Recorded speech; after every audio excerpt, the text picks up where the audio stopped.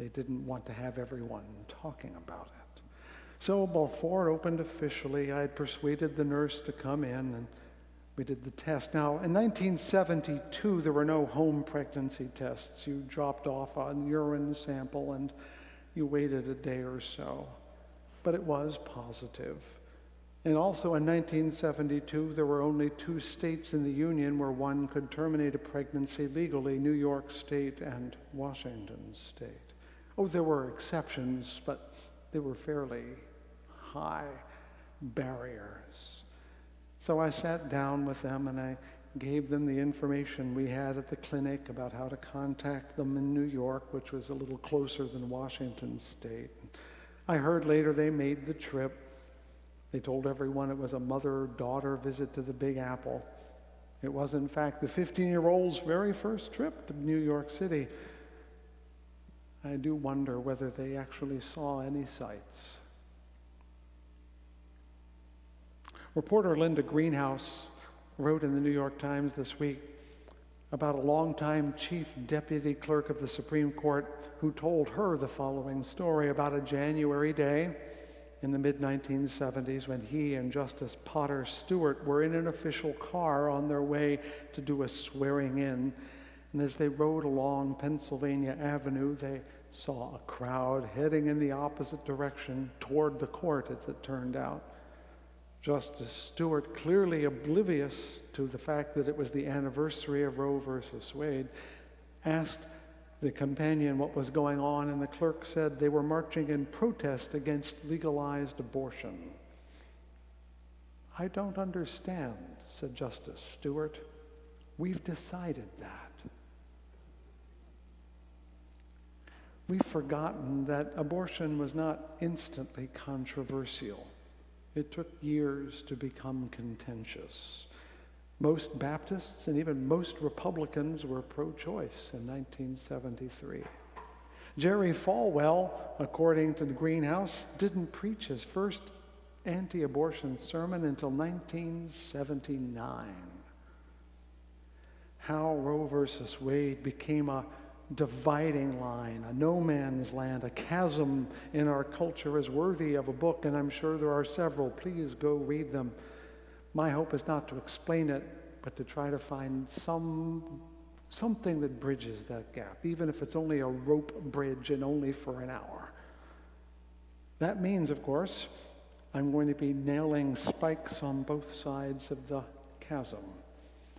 And to groups that find the other to be an existential threat, that can be troubling. I will suggest that pro-life folks have one good argument and we need to pay attention to it. I will also say that in the end,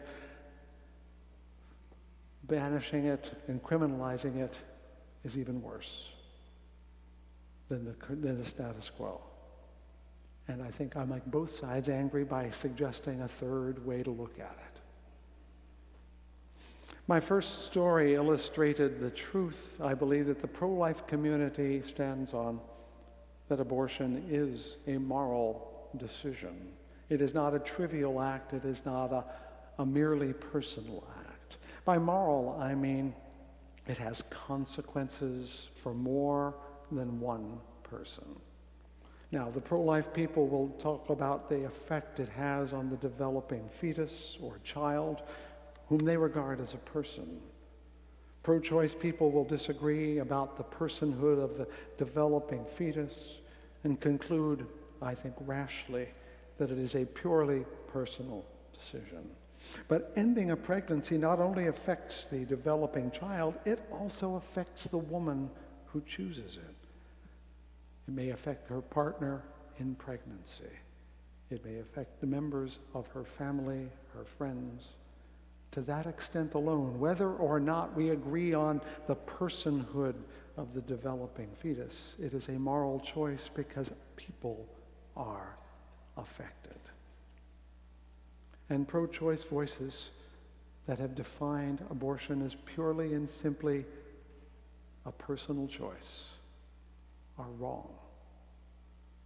But if it is not only a personal choice, It is still a choice that profoundly affects some more than others, and it always affects the woman making it more than anyone else.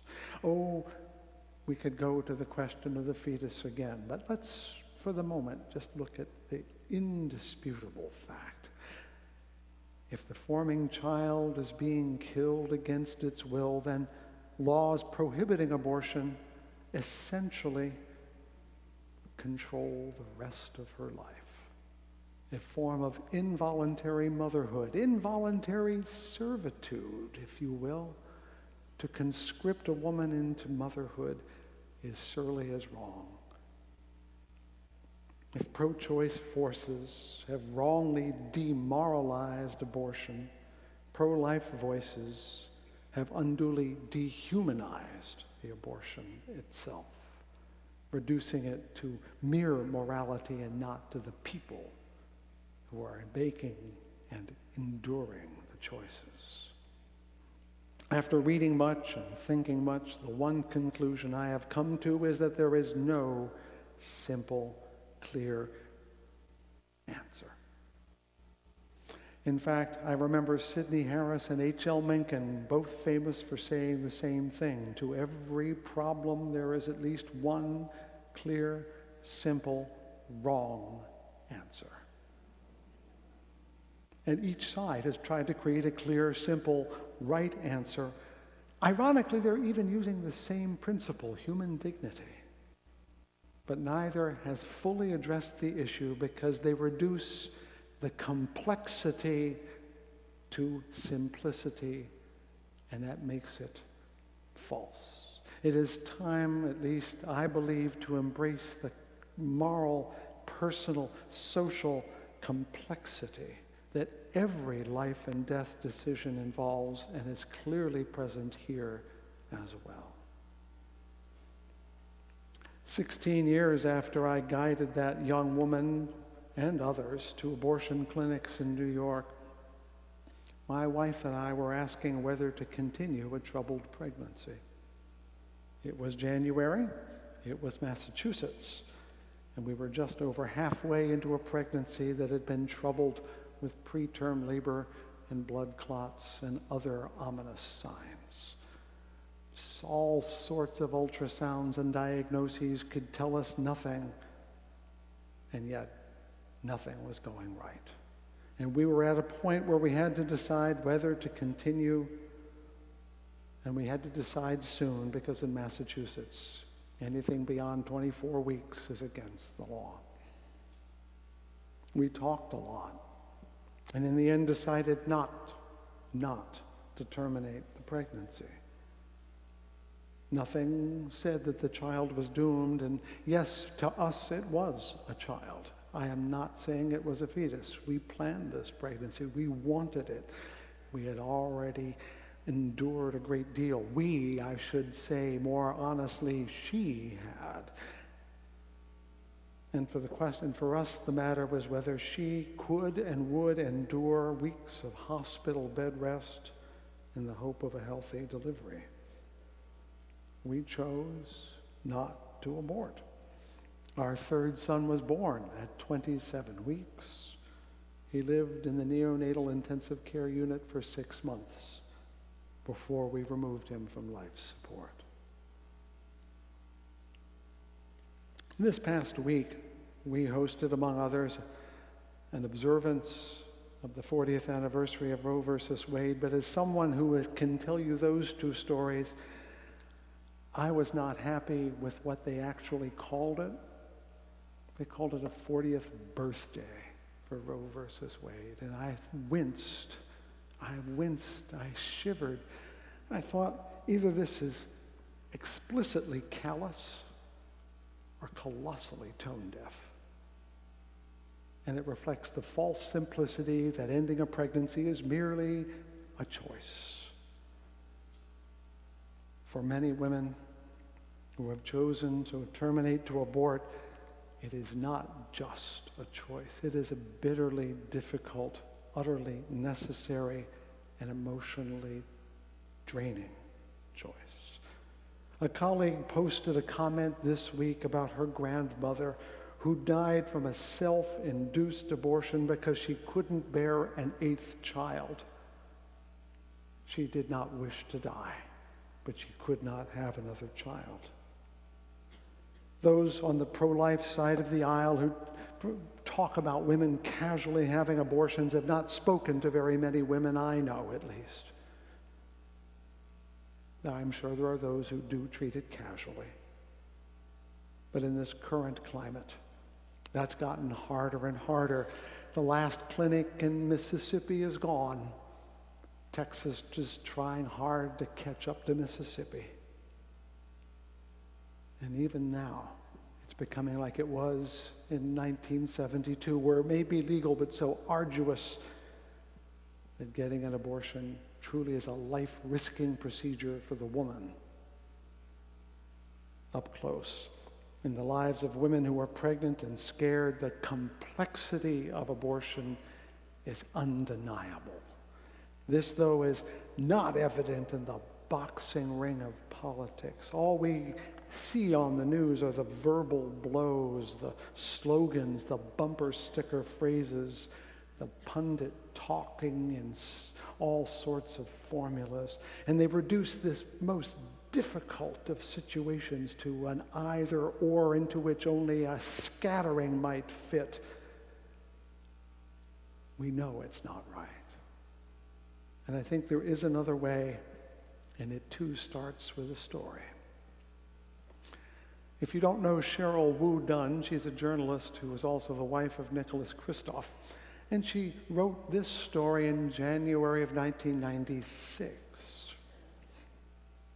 Quote, winding her way among thousands of tiny statues in an ancient hillside temple, Yuka Sugimoto finds the one she is seeking and lingers in contemplation of the secret haunting act that brought her here. Many Buddhists go to temples to pray for good health, a new husband, a pile of money, but not Miss Sugimoto. Every month she comes to this temple in the ancient Japanese capital of Kamakura to make amends for the fetus that she aborted nearly 2 years ago. It's not that she broods over whether she made the proper decision, given the circumstances. To her, it was an act that was necessary. And like tens of thousands of women throughout this country, Miss Sugimoto regularly visits a Buddhist shrine to console a tiny statue known as a Mizuko Jizo that to her personifies her foregone baby. Doesn't that sound odd to us? Yes. But ironically, I'm thinking of a phrase attributed to Thomas Aquinas, who once said, not all crimes are sins, and not all sins are crimes. We no longer think about sin very much. We only think about crime. And our pro-life friends, though they rely on religious principles to explain their position, equate the sin of abortion with the crime that abortion ought to be, that all sins must be punished by law. And of course, pro-choice people say there is no sin, it's just a choice, and therefore there is no crime, so it should be not a problem. We've decided that, as Potter Stewart said. I'm going to say the hard thing here. I say that abortion is a sin, but it is not a crime. But I don't mean sin the way you may have grown up with it in a Christian church as something that will send you to hell. What I mean is sin as an action that does harm, but we all do those actions and very few of them are crimes. Something closer to Miss Sugimoto, far closer to her than Jerry Falwell. I told you what I say might bother you. I believe, as Ms. Sugimoto does, that abortion is a moral wrong, but that it is also sometimes the only or the best choice available in a difficult and complex world. In the black and white world of abortion politics, though, this is not possible to speak of, not on the pro-life side where all of it must be cleansed of all possible sin, nor on the pro-choice side where it must not ever be tainted with the notion of sin. I say there